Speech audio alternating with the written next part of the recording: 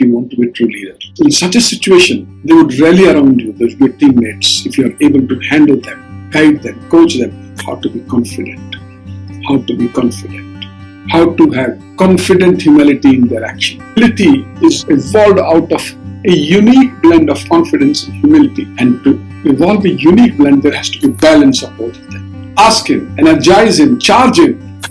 He will be a leader someday.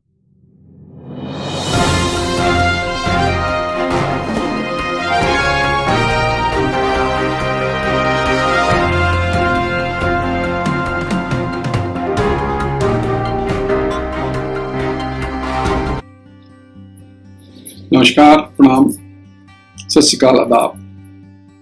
Good morning. How are you today? Now that we have completed 8 points and 8 episodes of our series of paradoxes of leadership, we have reached point number 9. This point is almost can be called as crux of all the 8 previous points. It says, always have confident humility in actions. Confident humility in actions. If you try to delve deep into this sentence, it automatically brings out all the 8 points, one by one. The confidence comes when we do something what is being evolved in all the 8 points. Humility will arrive when we assimilate all the points and actions one after other in our character and strengths and way to work, way to express. These 2 words, confident humility, have been discussed in point number 8 also. Confident yet humble. And in my first episode, I said these 2 points look similar. But I said there is a vast difference between them. Yes. I would like to say humility makes us more accepting ourselves and makes us less judgmental. When we lose or leave or ignore or avoid humility, we become judgmental. And that judgmental habit leads to various kind of ifs and buts. Why and how, when and where. Those things are the things which can put our leadership in jeopardy. Because leadership is a straight methodology. It's a very straight methodology. The moment we start deflecting ourselves from leadership on this side or this side, leadership goes for a toss. If we go for an in-depth exploration of this point, we would find that as a true leader, you should always be there like a rock for your subordinates and team members. This is not only requisite, it is imperative to pat their backs whenever they do something good, whenever they perform good, whenever they put in some extra effort. It's not going to cost you, but it is going to hold a great value for those people, for all the teammates. You should always reflect the accolades they earn. Never ever overlook that. Never ever try to own and possess it or claim it. While doing this, you have to be very careful that you have to give them their space when they're going with this kind of a performance. and this kind of a speed, this kind of velocity. I'm using the word velocity. Why? Because they gear up gradually and come into a particular pace. Then they need space, because they might be thinking much away from your thought process.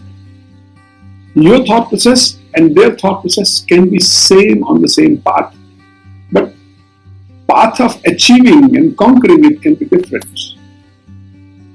You might be thinking that a particular job or particular game shall be played or accomplished or completed or done in a particular way.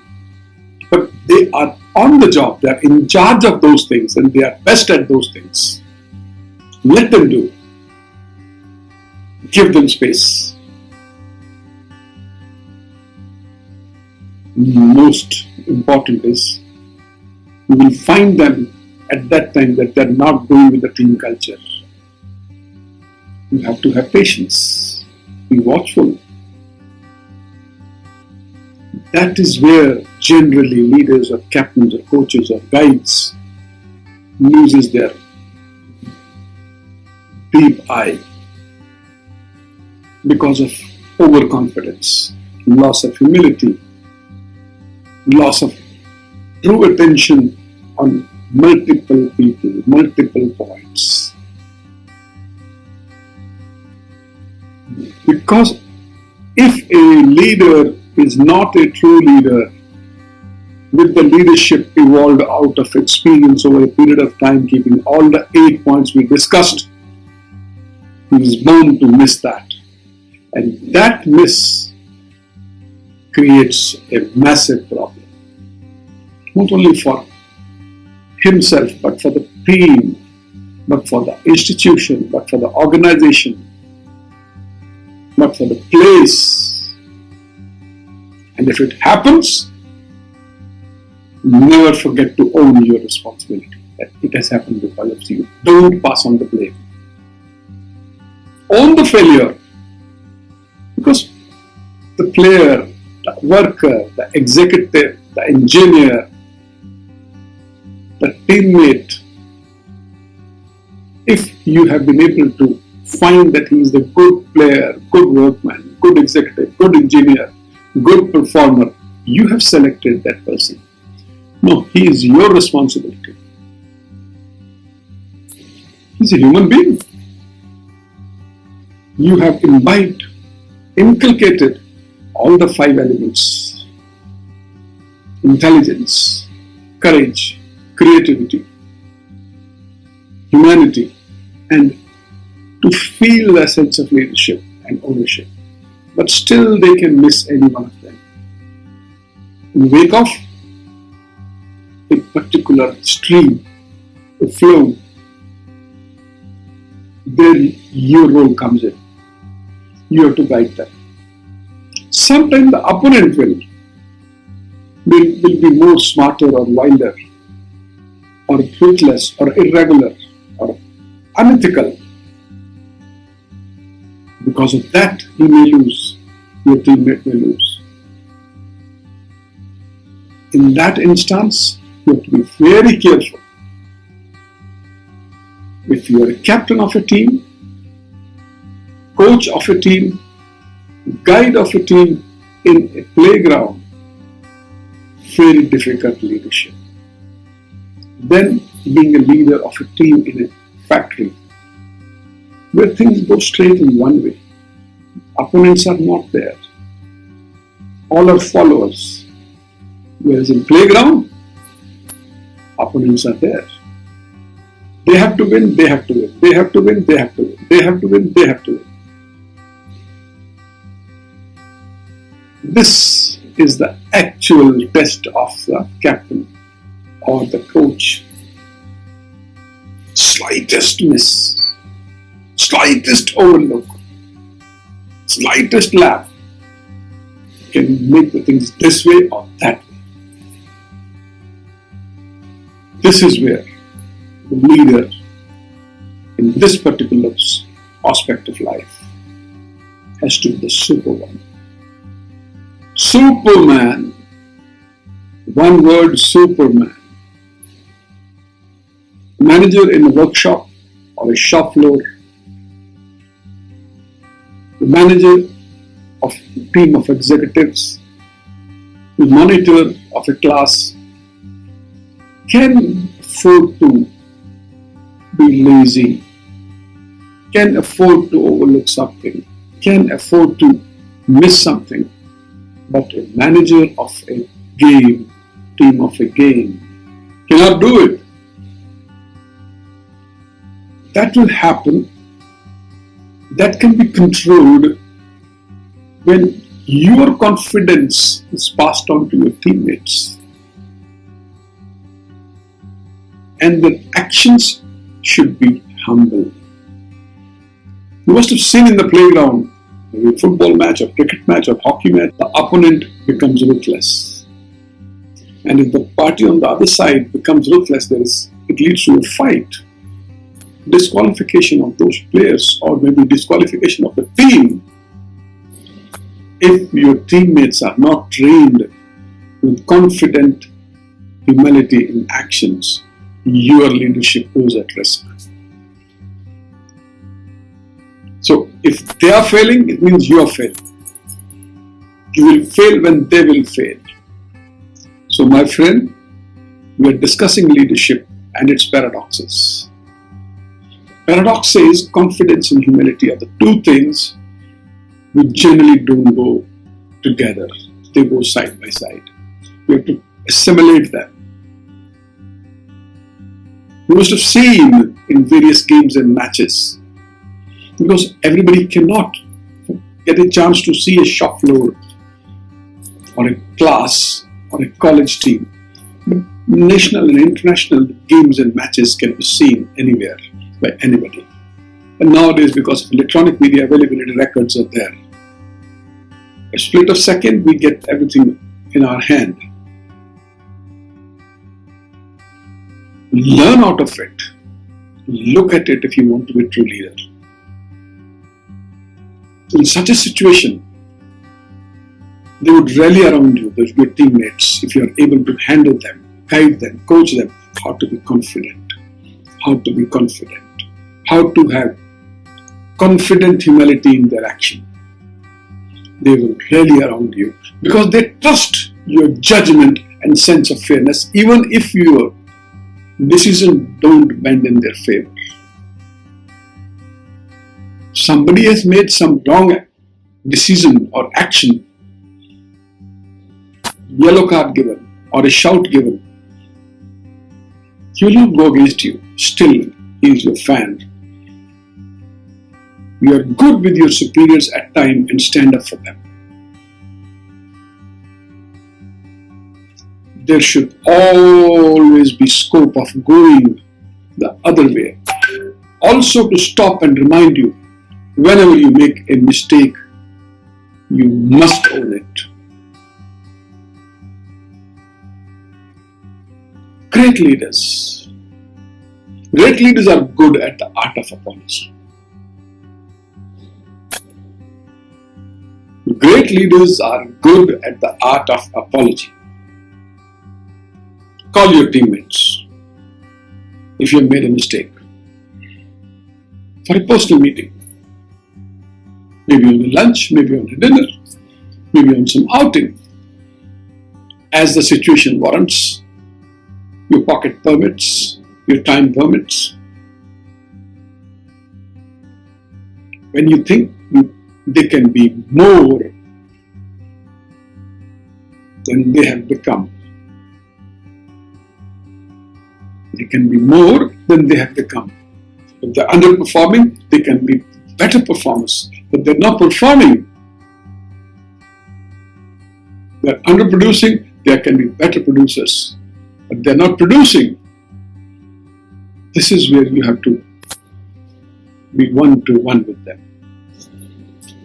Not with your shouts, not with your anguish, not with your anger, not with your arrogance, but one-to-one, heart-to-heart, mind-to-mind. Believe me, this will do magic. This would do magic. Nothing to coach you on these things, but still just a perfunctory conversation during the dinner or the lunch or the personal meeting or the drinks. As a captain, as a manager, as a vice president, as a CEO, as a managing director, or whosoever, whatsoever position you hold at that time to your team or subordinates, a single line, how are you doing? How are things going with you? Is all okay? Believe me, they'll be directly connected to you. The moment you see their body language, their eyes connected to you, and say, actually, what went wrong?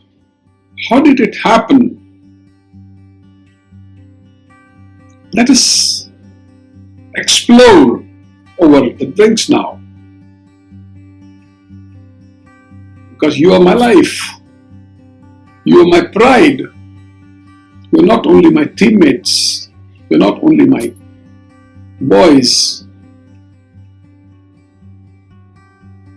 You are my pride. These few words, an eye-to-eye connection, will certainly do magic. An hour or 2 hours or 3 hours or 4 hours of interaction. Try to talk with each one of them. You have to evolve a methodology to be connected to everyone. You might find it tough, but it's not tough if you have created good teammates. You've been able to identify the future leaders out of those 10, 12, 20, 30, 40, 50 people. And they have been connected to you with mind, body, and soul.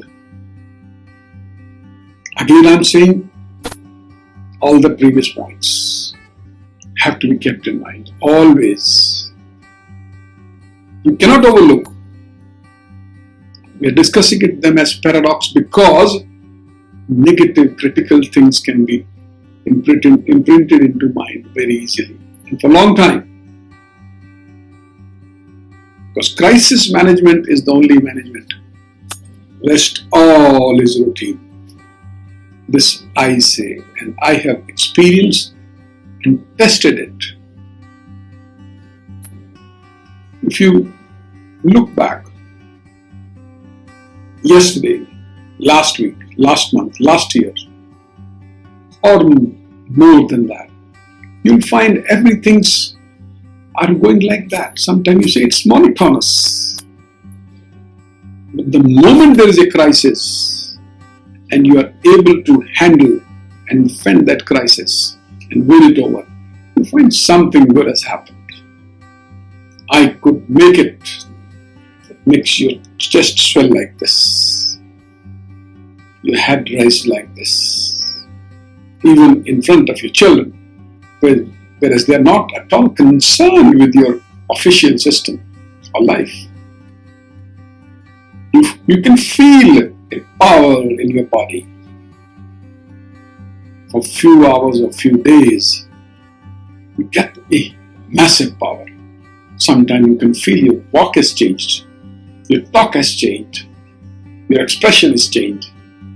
That is the point. You get confidence. That is the point. Humility has to be there. If it is not there, gone. And if you are humble, you've got humility in your action because action speaks louder than words.